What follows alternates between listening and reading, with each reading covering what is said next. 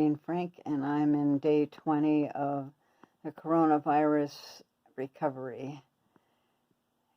My medical history is such that I'm 66 years old, and I'm usually prone to sinus and ear infections as well as bronchitis and on occasion pneumonia. So we think I got the virus sometime while I was in Connecticut in early March, and it could have been anywhere. I was out grocery shopping, I was at the mall. It could have, I tried to be very self-aware of touching things and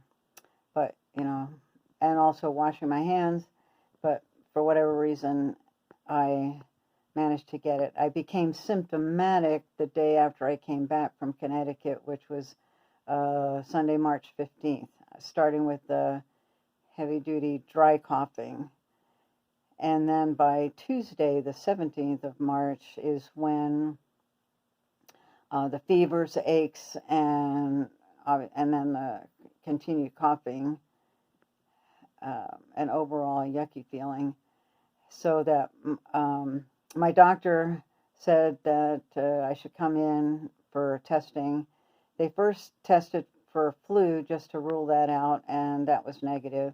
And then they proceeded with the coronavirus test.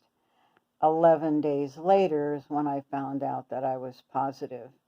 When they first took the test, they just said, just act as if you have it, assume you have it, behave as if you have it, so quarantine yourself, and do any kind of preventive measures that you can around the house. So that's what I did. I hunkered down in the back room, walk around with my protective coughing towel, and Jerry stayed in the other end of the house. Jerry, by the way, has been a real trooper through all of this. He's been a super caregiver. Thank you, sweetheart. Anyway, the worst part was the first 4 or 5 days. The only kind of breathing I could do was really shallow. And at one point I started contemplating that maybe I do need to go to the hospital.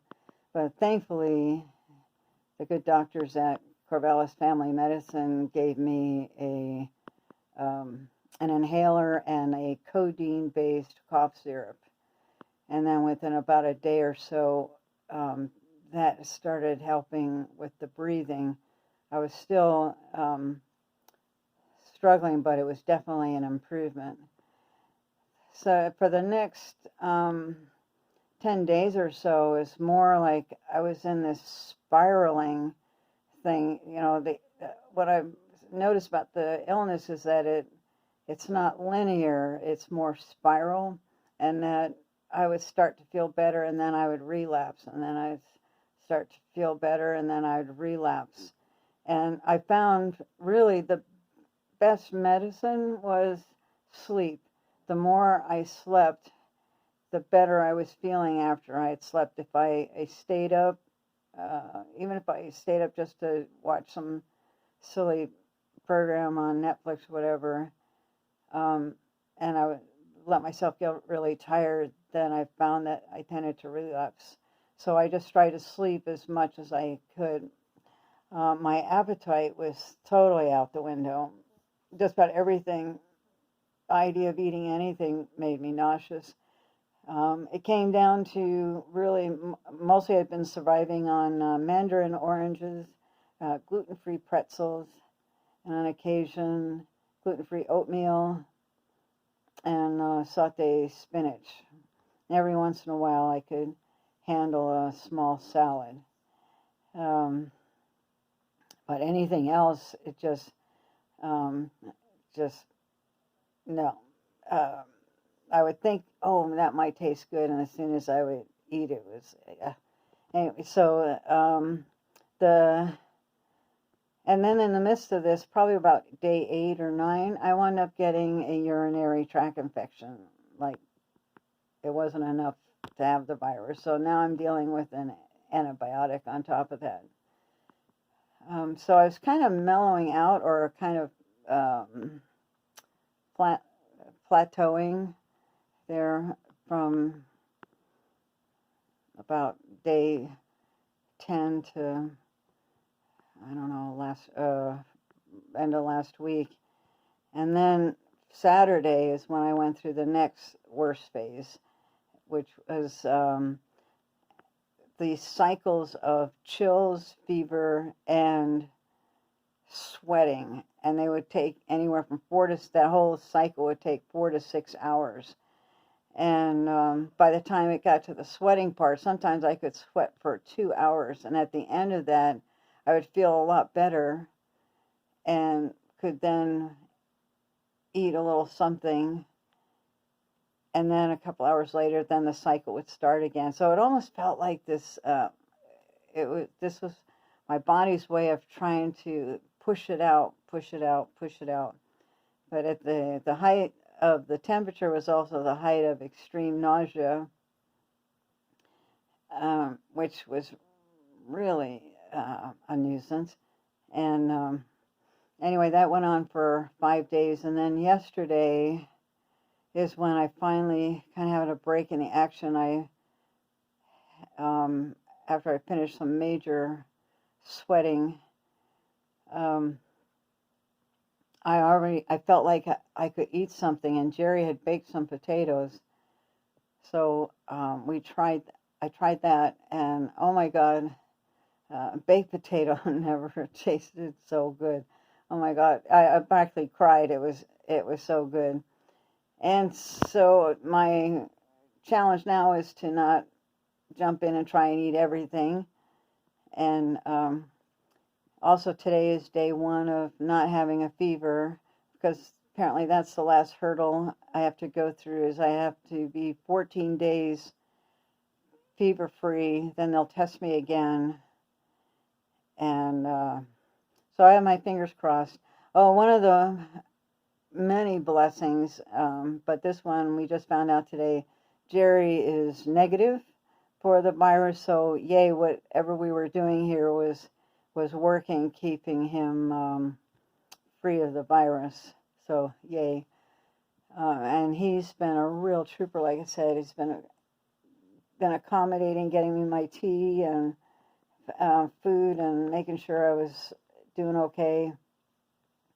And then the doctors at Corvallis Family Medicine, especially my doctor, Dr. Rampton, went above and beyond the call of duty, trying to make sure that I was okay, and I had everything I needed. And his encouragement, letting me know that he's confident that I'll get through this. And mentally and spiritually, I have always felt like I would get through it. But today is the first day I actually physically feel like, okay, I really am going to get through this. And then I see a report about 50,000 deaths, and then my Catholic guilt comes in. I said, oh, how is it I'm surviving and others are not? I can't go there. I think that's part of the reason why I want to do this video, is that, yes, sadly, the downside of this disease is that people can die from it regardless of age, but also people are recovering from it and surviving it regardless of age and health conditions. So mainly I wanted to say thank you to all of you who have been sending me your prayers and good vibes. I've been making sure that as I go to sleep, I tell my body it's okay. Take in all of the good vibes that are being sent my way. Use that to help me heal. I truly believe that is a major part of my recovery, and I feel like it's the main reason why I was able to recover at home rather than having to go to a hospital. Sorry. So thank you for that. And I want to thank the great doctors and staff at Corvallis Family Medicine for helping me through all of this. And then, of course, Jerry, who's been a trooper, and my family for their love and support. So anyway, just there is light at the end of the tunnel. I'm hoping when I'm completely over this and cleared of it, then I'll be able to be qualify as a plasma donor. Maybe I can help in that regard, and then maybe start.